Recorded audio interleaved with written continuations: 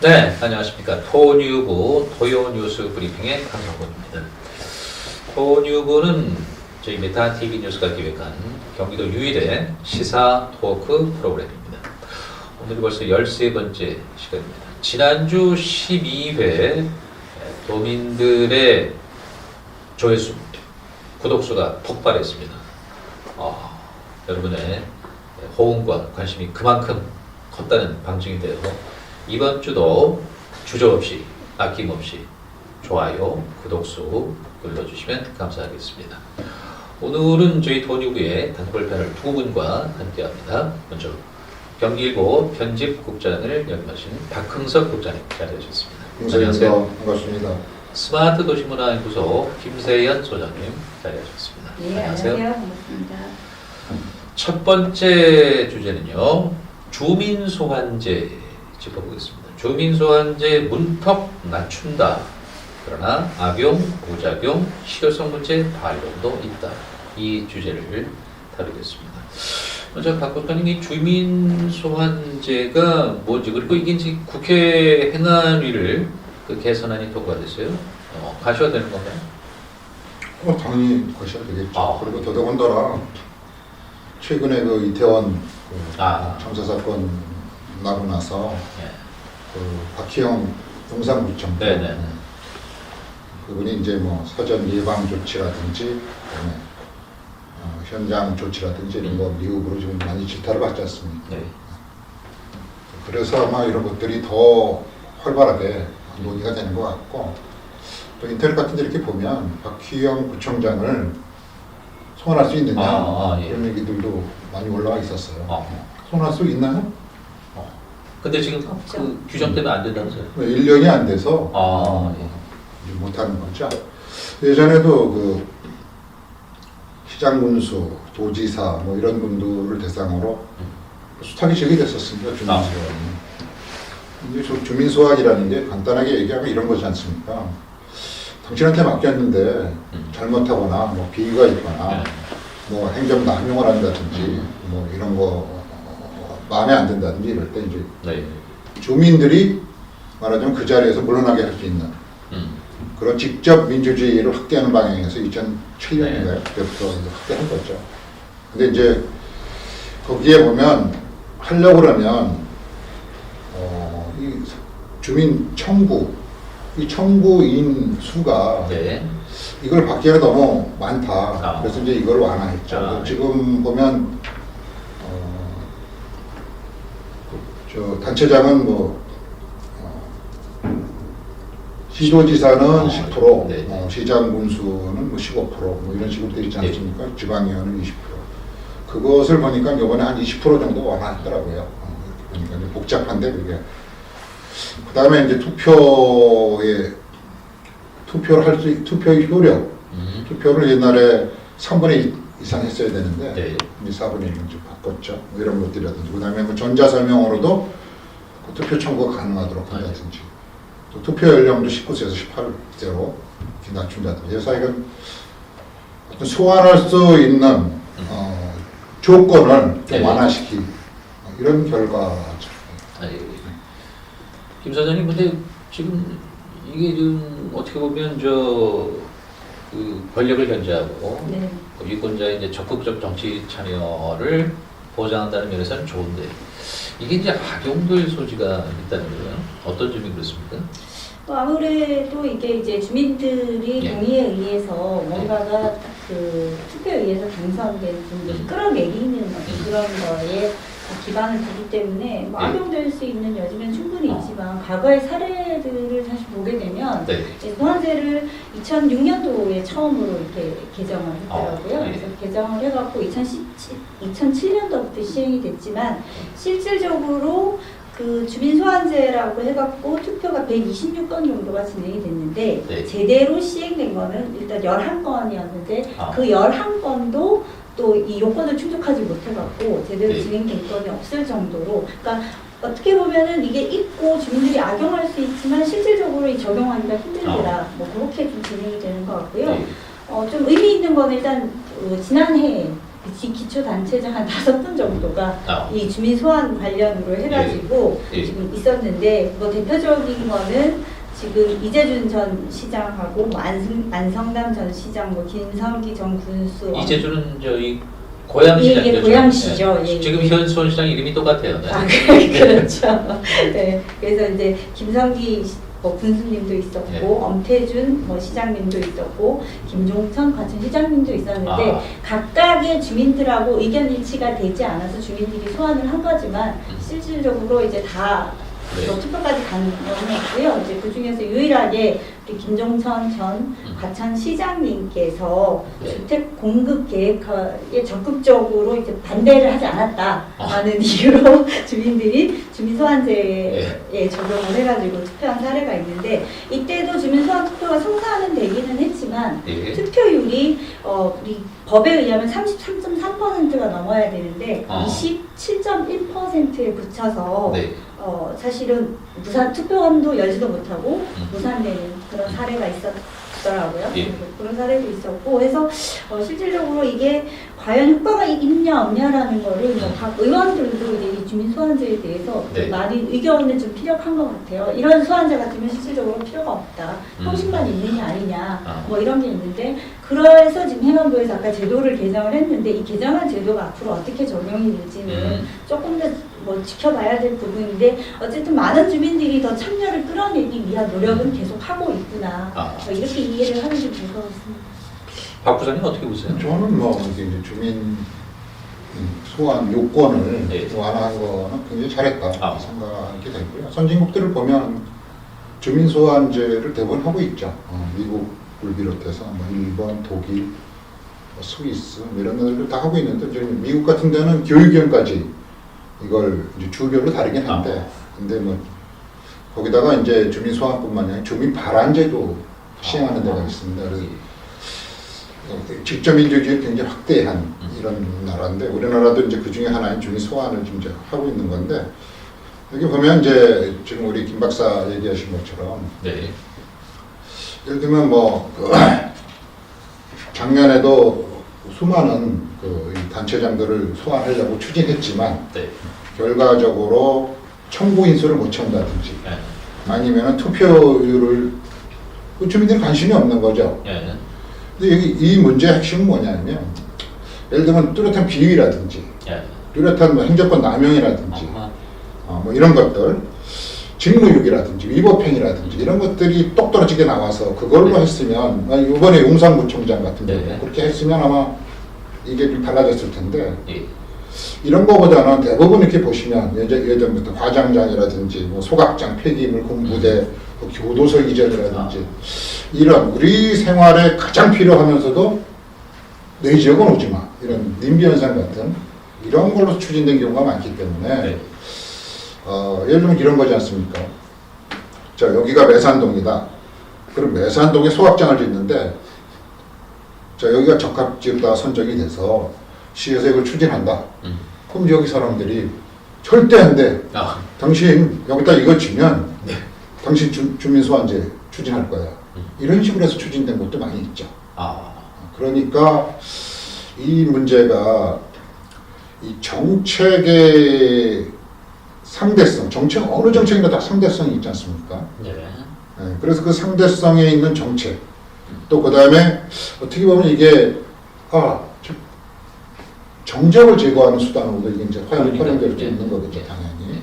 이제 그런 것들도 있고 예전에 보면 홍준표 경남지사, 네. 네, 이분이 이제 무상급식을 중단시키고 경남지사가 돼서 진주의령 폐쇄함을 해갖고 또 이게 추진됐었죠. 네.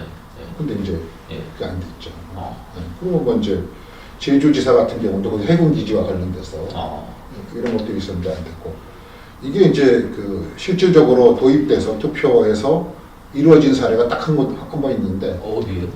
하남입니다. 하남. 하남. 네, 2007년도에 거기도 이제 광역 화장장을 거기다 짓기로 해서 그때 시장 김항식 시장인데 시장하고 시의원 2명에 대해서 주민 소환 투표가 실질적으로 진행됐습니다. 그래서 시의원 2분은 그때 아웃됐습니다. 아, 그래요? 예, 그러고 근데 시장은 네. 이 투표율을 못 채워서 아. 아웃되질 않았죠. 이런 이제 사례도 있는데 결과적으로 보면 이 사람이 이 어떤 정책적으로 추진되는 거에 대해서 어떤 이 반대를 위한 반대 이런 걸로 어떤 이 정적 개념으로다가 이걸 추진하는 네. 것은 내가 막아야 되고요. 네. 해소도 안 되고 네. 또 성공될 가능성도 상당히 낮은 거죠. 아, 예. 그래서 이게 이 요건을 완화한 건 좋고 네. 왜냐하면 이게 주민 소환제가 있어야 상태장들도 네. 긴장을 하고 그렇죠. 행동을 필 거 아닙니까? 그래서 이제 그런 것들이 좀 필요하다. 아직은 뭐 그런 것들이 성숙되지는 않았지만 네. 이렇게 완화해서 네.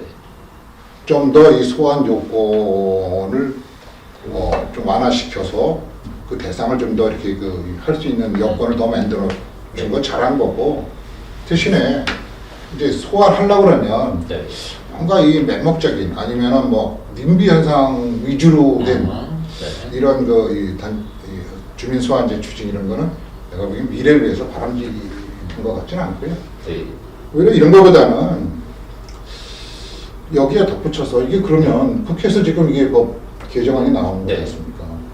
국회의원들이 지금 특권이 제일 많지 않습니까? 면책 특권에, 뭐 불체포 특권에. 네. 그야말로 특혜 덩어리가 국회의원들이잖아요. 네. 뭐 십선을 해도 되고. 네. 이 국회의원들에 대한 오, 주민 소환제를 네. 제가 그 추진하는데 사람들이 제일 문제가 많은 사람들일 거예요. 꼭 제일 문제가 많은 건 아니고요. 제일 권한이 많은 거죠. 권한이 많은 거니까. 제 의견은 절대 동조를 안 하시네요. 흔히 지금 뭐 문제가 많다고 단정적으로 얘기할 수 있는 건 아니죠. 네. 권한이 많다는 것은 예. 그 권한에 대한 남용 권한이라든지 남용의 가능성이 더 많아지는 거죠. 그래서 그런 거를 견제하기 위해서라도 국회의원에 대한 예. 주민 소환제도 필요하다. 좀 이렇게 생각을 하고요. 다행히 이게 이제 바른정당이 2010년 17년에 무슨 일이 했냐면 당원 소환제를 도입했습니다. 당원 소환제는 뭐냐면 당대표도 당원들이 소환해서 결합할 수 있는 것이죠. 예. 그리고 이제 최근에 이재명 더불어민주당 교섭단체 대표 연설을 하면서도 이게 뭐 국회의원들에 대한 주민 소환제도 필요하다는 그런 언급을 했어요. 저는 이참에 민주당이 국회 다수를 차지하고 있지 않습니까? 네. 당대표가 이렇게 교섭단체 연설에서 이렇게까지 했는데 아예 개정안 만들면서 국회의원들 본인에 대한 주민소환제도 좀 만들면 네. 국민들한테 박수 받을 거라고 생각합니다. 그러겠네요. 네. 소장님은 어떻게 보세요? 지금 이 법안을 낸 쪽에서는 이 주민소환제 제도 실효성을 높이기 위해서 이제 이런 걸 한다고 그러는데 일각에서는 이제 이렇게 완화를 해놓으면 이 주민소환제가 아주 빈발할 것이다. 그러면서 이제 각 지자체나 뭐 의원, 입후보 이런 분들이 라이벌 구도가 많잖아요. 그래서 이제 이거를 그냥 아주 악용해서 흠집내기로 사용할 거다.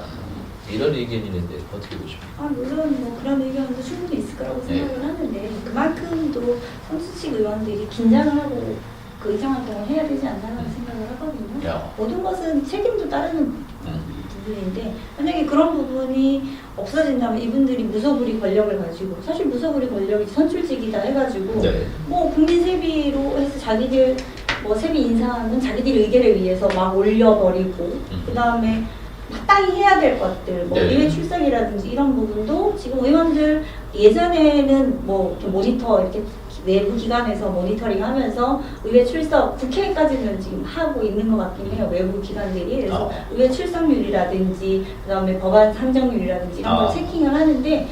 체킹만 할 뿐이 사실 그 이후로 되는 것들은 아무것도 없거든요. 그런 부분에 대해서 좀 긴장을 하고 의존할 필요가 있기 때문에 저는 이제 당연히 필요한 부분이다라고 생각을 하고요. 이런 부분이 어떻게 보면은 시민들이 자기가 투표권을 행사하고 또 한 번 더 참여할 수 있는 기회라고 생각을 하거든요. 그러면은 그런 참여할 수 있는 기회를 좀 완화시키는 건 당연히 좀 좋은 일이다라고 좀 생각을 하고요. 아까 뭐 국회의원까지 지금 언급을 하셔갖고 국회의원 면책 특권이라든지 이런 부분도 말씀을 주셨는데 참 아이러니하게도 마찬가지고 의원님들이 자기들 권한에 대해서는 아무 얘기가 없다가 오히려 다른 부분에 최근의 것만 계속 지적을 하고 문제시하고 하는 것들도 오히려 좀 문제가 아닌가. 네. 지금 현재 국회에서도 모 의원님은 그 면책특권 일부 내려놔야 된다라고 하는 의원님도 있고 네. 또 심지어는 비례대표제 없애자라고 또 이야기하시는 의원님이 있는데 그렇게 말씀하시는 분들이 있고 또 초선이나 재선이나 이런 의원님들 중에는 다선 의원제를 없애자라고 말씀하시는 네. 분이 있는데 자기 이권하고 연관이 되기 때문에 다선이신 분들은 다선 의원제 없애자라는 말씀을 안 하시고 네. 그 비례대표로 들어가신 분들은 비례대표제 없애자는 말 안 하시거든요. 네. 그리고 또 이제 문제는 지금 이런 제도를 만들어 놓고 또 기초단체장이라든지 각 기관이라든지 다 임기 제한제라는 걸 만들어 놨는데 네. 국회의원이라든지 시도의원은 다선이 권력인 것처럼 다선을 해야지만 국회의장도 하고 부의장도 하고 이런 구도로 만들어 놨기 때문에 네.